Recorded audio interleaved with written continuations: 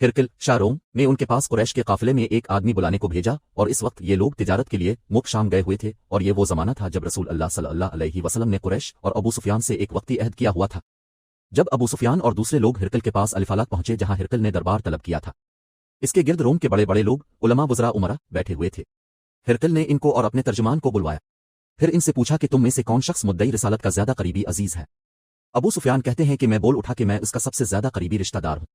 ये सुनकर हिरकिल ने हुक्म दिया कि इसको अबू सुफियान को मेरे करीब लाकर बिठाओ और उसके साथियों को उसकी पीठ के पीछे बिठा दो।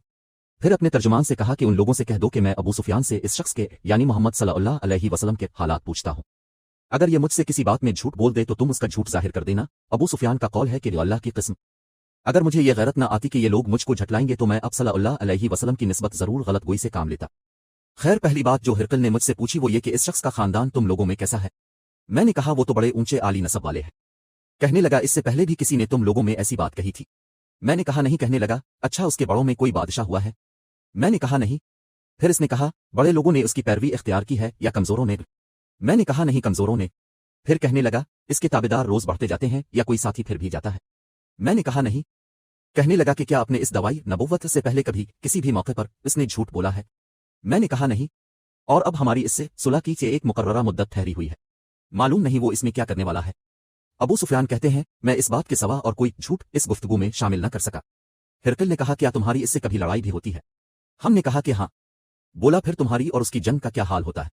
मैंने कहा लड़ाई डोल की तरह है, कभी वो हमसे मैदान जंग जीत लेते हैं और कभी हम उनसे जीत लेते हैं।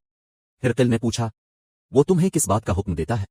मैंने कहा वो कहता है कि सिर्फ एक अल्लाह ही की इबादत करो, इसका किसी को शरीक न बनाओ और अपने बाप दादा की शिर्क की बातें छोड़ दो और हमें नमाज पढ़ने, सच बोलने, परहेजगारी और सिला रहमी का हुक्म देता है। ये सब सुनकर फिर हिरकिल ने अपने तर्जुमान से कहा कि अबू सुफियान से कह दे कि मैंने तुमसे इसका नसब पूछा तो तुमने कहा कि वो हम में आली नसब है और पैगंबर अपनी कौम में आली नसब ही भेजे जाया करते हैं। मैंने तुमसे पूछा कि दावा नबुव्वत की ये बात तुम्हारे अंदर उससे पहले किसी और ने भी कही थी, तो तुमने जवाब दिया कि नहीं। तब मैंने अपने दिल में कहा कि अगर ये बात इससे पहले किसी ने कही होती तो मैं समझता कि इस शख्स ने भी इसी बात की तकलीद की है जो पहले कही जा चुकी है। मैंने तुमसे पूछा कि इसके बड़ों में कोई बादशाह भी गुजरा है, तुमने कहा कि नहीं। तो मैंने दिल में कहा कि उनके बुजुर्गों में से कोई बादशाह हुआ होगा तो कह दूंगा कि वो शख्स इस बहाना अपने आबा व अजदाद की बादशाहत और उनका मुल्क दोबारा हासिल करना चाहता है। और मैंने तुमसे पूछा कि इस बात के कहने यानी पैगंबरी का दावा करने से पहले तुमने कभी इसको दरोग गोई का इल्जाम लगाया है। तुमने कहा कि नहीं।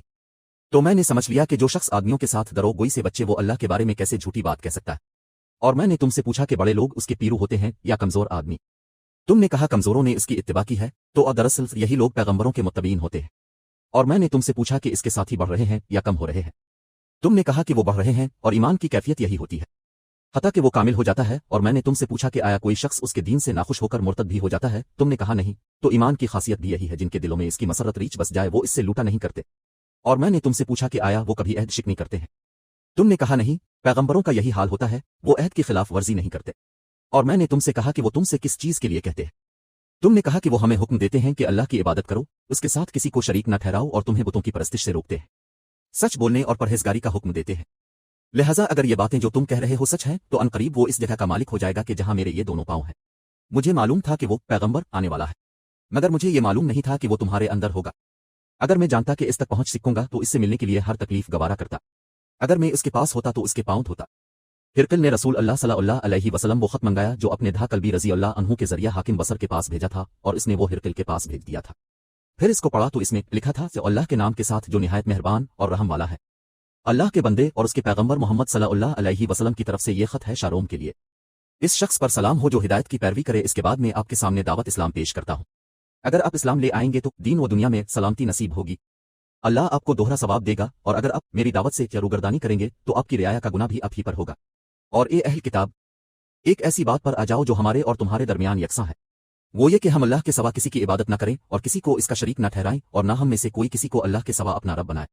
फिर अगर वो अहल किताब इस बात से मुंह फेर लें तो मुसलमानों तुम उनसे कह दो कि तुम मानो या ना मानो, हम तो एक अल्लाह के इताअत गुजार हैं। अबू सुफियान कहते हैं जब हिरकिल ने जो कुछ कहना था कह दिया और खत पढ़कर फारिग हुआ तो उसके इर्द गिर्द बहुत शोर और हुआ, बहुत सी आवाजें उठीं और हमें बाहर निकाल दिया गया। तब मैंने अपने साथियों से कहा कि अबू कब्शा के बेटे नबी करीम सल्लल्लाहु अलैहि वसल्लम का मामला तो बहुत बढ़ गया, देखो तो इससे बनी असफर रोम का बादशाह भी डरता है। मुझे इस वक्त से इस बात का यकीन हो गया कि नबी करीम सल्लल्लाहु अलैहि वसल्लम अनकरीब गालिब होकर रहेंगे, हता कि अल्लाह ने मुझे मुसलमान कर दिया। रावी का बयान है कि जैद इब्न नातौर अलिफालाक का हाकिम हिरकल का मुसाहिब और शाम के नसार का लॉर्ड पादरी बयान करता था कि हिरकल जब अलिफालाक आया एक दिन सुबह को परेशान उठा तो उसके दरबारियों ने दरियाफ्त किया कि आज हम आपकी हालत बदली हुई पाते हैं। क्या वजह है? इब्न नातौर का बयान है कि हिरकल नजूमी था, इल्म नजूम में वो पूरी महारत रखता था।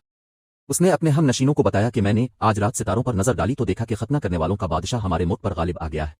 भला इस जमाने में कौन लोग खतना करते हैं? उन्होंने कहा कि यहूद के सिवा कोई खतना नहीं करता, सो उनकी वजह से परेशान ना हो। सल्तनत के तमाम शहरों में यह हुक्म लिख भेजिए कि वहां जितने यहूदी हों सब कत्ल कर दिए जाए। वो लोग उन्हीं बातों में मशगूल थे कि हिरकल के पास एक आदमी लाया गया जिसे शाह गसान ने भेजा था। उसने रसूल अल्लाह सल्लल्लाहु अलैहि वसल्लम के हालात बयान किए। जब हिरकल ने सारे हालात सुन लिए तो कहा कि जाकर देखो वो खतना किए हुए है या नहीं। उन्होंने इसे देखा तो बतलाया कि वो खतना क्या हुआ है।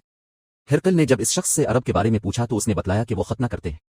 तब हिरकल ने कहा कि यही मोहम्मद सल्लल्लाहु अलैहि वसल्लम इस उम्मत के बादशाह हैं जो पैदा हो चुके हैं। फिर इसने अपने एक दोस्त को रोमिया खत लिखा और वो भी इल्म नजूम में हिरकल की तरह माहिर था। फिर वहां से हिरकल हमस चला गया। अभी हमस से निकला नहीं था कि उसके दोस्त का खत इसके जवाब में आ गया।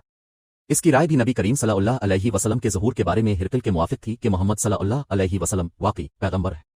इसके बाद हिरकल ने रोम के बड़े आदमियों को अपने हमस के महल में तलब किया और उसके हुक्म से महल के दरवाजे बंद कर लिए गए। फिर वो अपने खास महल से बाहर आया और कहा, हे रोम वाल, क्या हिदायत और कामयाबी में कुछ हिस्सा तुम्हारे लिए भी है? अगर तुम अपनी सल्तनत की बका चाहते हो तो फिर इस नबी की बैत कर लो और मुसलमान हो जाओ। ये सुनना था कि फिर वो लोग वहशी गधों की तरह दरवाजों की तरफ दौड़े मगर उन्हें बंद पाया। आखिर जब हिरकल ने इस बात से उनकी ये नफरत देखी और उनके ईमान लाने से मायूस हो गया तो कहने लगा कि उन लोगों को मेरे पास लाओ। जब वो दोबारा आए तो उसने कहा, मैंने जो बात कही थी इससे तुम्हारी दीनी पुख्तगी की आजमाइश मकसूद थी, सो वो मैंने देख ली। तब ये बात सुनकर वो सब के सब उसके सामने सजदे में गिर पड़े और उससे खुश हो गए। बिलाखिर हिरकल की आखिरी हालत यही रही। अबू अब्दुल्ला कहते हैं कि इस हदीस को साले बिन किसान, यूनस और मोहम्मद ने भी ज़हरी से रवायत किया है।